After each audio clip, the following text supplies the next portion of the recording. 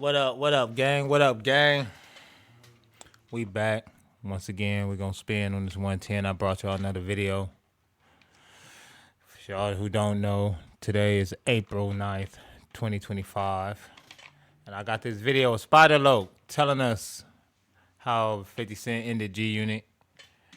And he went on back on Fig to tell his little story. I felt like it would be interesting video to watch. So you know how we do. Like, comment, subscribe, all that cool YouTube shit. Get in the comment section. And let's get straight to it. Shorty want to ride video shoot. So. Hey, hold on. You was from G-Unit though, cuz. It's still G-Unit Crip. What you mean? That nigga said it's still G-Unit Crip. That's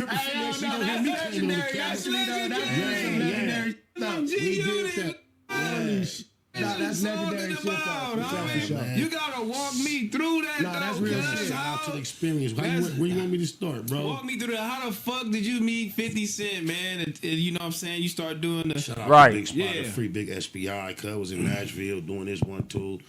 I was in Atlanta, bumped into Young Buck. And first, I got plugged with Young Buck, and he was shortly about to shoot the Shorty Want to Ride video shoot. So he really wanted me to leave Atlanta and go on tour with him. But I was out there doing my thing. I'm like, man, I can't just leave like that, homie. So he was like, I'm gonna be in LA shooting this video in like a couple weeks. So I met him at the Shorty Wanna Ride video out here, and I got to do my 1-2 for 50, and that's how that shit like popped off. Yeah. Just acapella rapping because I interrupted both them niggas. They was having big conversations with a group of niggas. I just started rapping, drowned Buck out in Atlanta. That worked. Then I was at the video shoot in a room full of niggas of 50. He was talking some important shit. For the record, that G-Unit Crip shit was a real thing on the West Coast.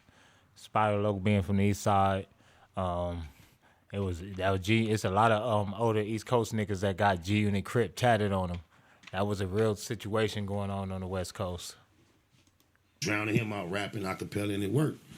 So God was good, and it turned into what it turned into, and then it fizzled out.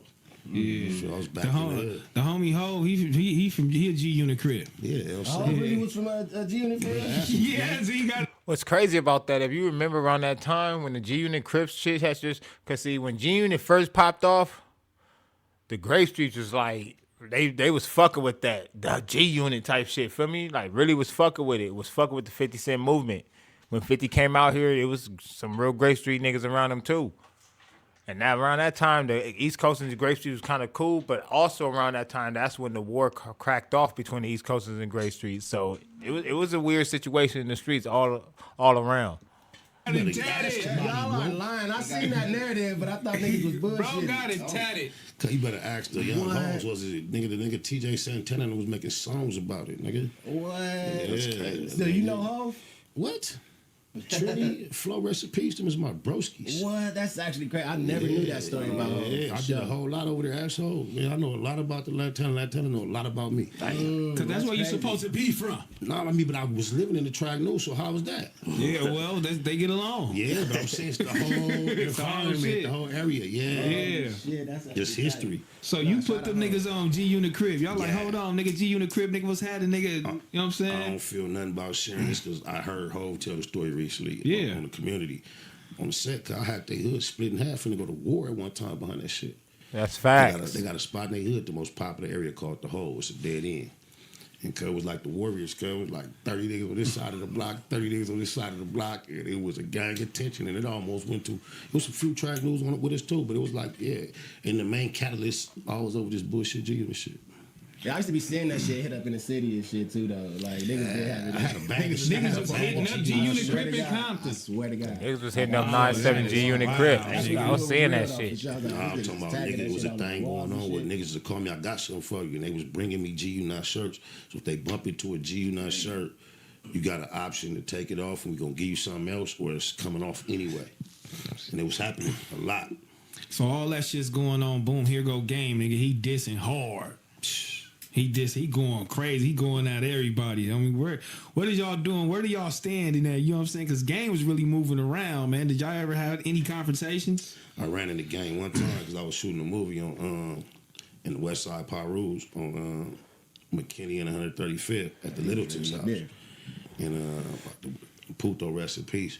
my broski from Grape, he had walked outside to get something from the car. He had a purple rag in his pocket. And the two T's swooped up on him. He was like, "Where you from?"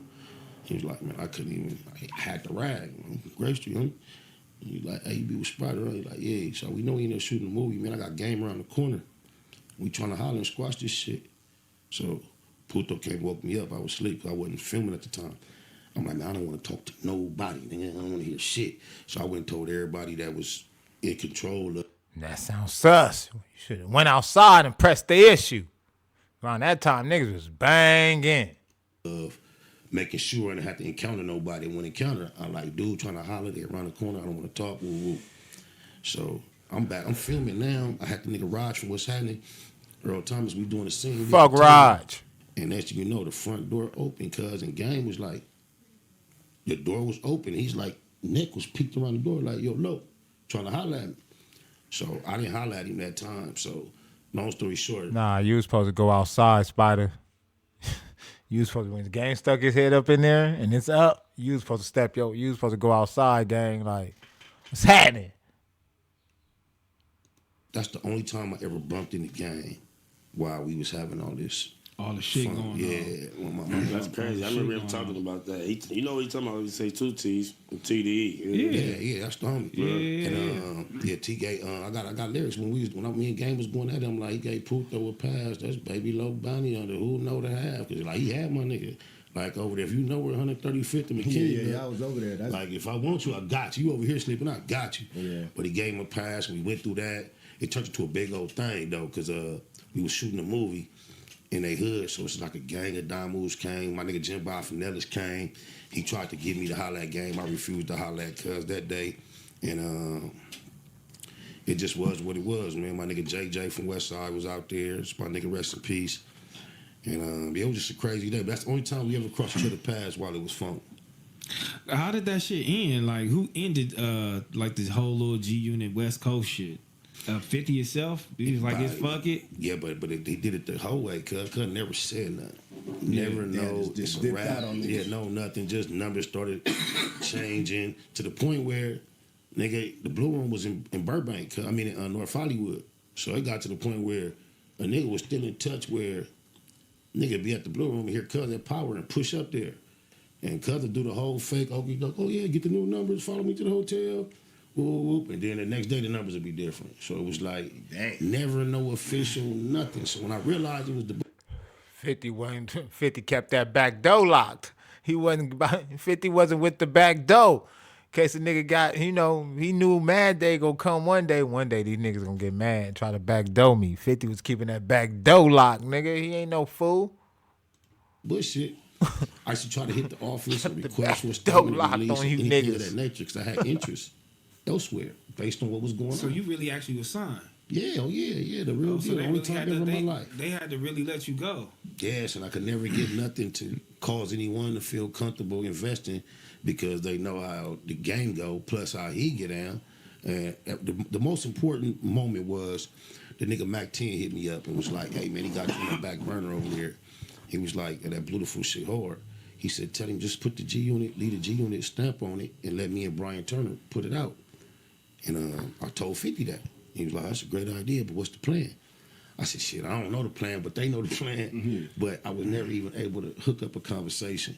Yeah. And that's when shout out G Malone, that's the bag that Mac 10 ended up blowing on G. He was trying to, that's that whole him and Brian Turner. And for those that don't know, if you go to Straight Outta Compton movie, Brian Turner is the white boy that Ice Cube went in there and fucked that office up. Mm-hmm. So here it is, these years later, Mac 10 and Brian Turner was still trying to do business. Yeah, he got at me with it, and 50 didn't. I'm bringing not only more interest, vets from my particular coast, I'm bringing a whole nother bag, a whole nother investment. He fumbled it. The great businessman, everybody calls him. He fumbled that. When did he start dissing you? Well, what happened was, it was like, I think 07, 08, man. The first time he ever went live from This Is 50. They pronounced it and promoted it like it was going to be the biggest thing for like weeks. On this date, he's going live. They had like, This Is 50 was like 50's, it's still a cool little channel though. They used to be like a little media channel like most of what we do, but it was like early days of YouTube. 50 had his own little shit. I think it was like kind of like World Star, but it was called This Is 50. I'm not sure if World Star bought it. But yeah, that was like another media platform where you used to see videos and all that shit. Like a countdown, like 24 hours to the last second. It was him, Yayo, and Banks. And like it was like 5, 4, 3, 2, 1. So he reading the questions. He like, Spiderloc, hot rod, Spiderloc, hot rod. You motherfuckers can't even ask good questions. When the fuck you get so concerned about Spiderloc and hot rod? So that was, I'm like, the fuck is that? And he like, woo, woo, woo. So I got at Cuz about it. He apologized. But that was the only time. But if you go search the internet, you can't find him describing me in no other way. So the time he chose to speak on me publicly, it was derogatory, and I was a product that he was supposed to be promoting. So I knew as a businessman, that was backwards business practice. So yeah, that was the and then what happened was 2017, Instagram, I was accustomed to doing Throwback Thursdays, and I posted that link. I mean that video of him saying that, and I said Throwback Thursday when I realized 50 Cent was hating on me, and he responded. And da-da-da-da-da, that was in 2017. So that's when I started getting more vocal, like, fuck Cuz. But up until he made that video and they asked about me, and he seemed extremely irritated, even though I was on the back burner, it wasn't quite working out, I could accept it. I had appreciated the experience and the journey. But when he felt comfortable going public, speaking down on my brand, I knew that was bullshit. Yeah. You can't piss on me and tell me it's rain. See, and shit. And that ended a whole era in the South Central, especially on the east side and in Watson, Compton. Like I said, that G-Unit Crip shit was a major thing. At the time, it was like the grapes and the East Coasters was cool at around that time. That was like early on. That was like, but the beef happened like right during that time too. So like that split happened because they was actually partying together, the East Coasters and the grapes. So that shit actually probably contributed to the split. Or them two hoods in LA.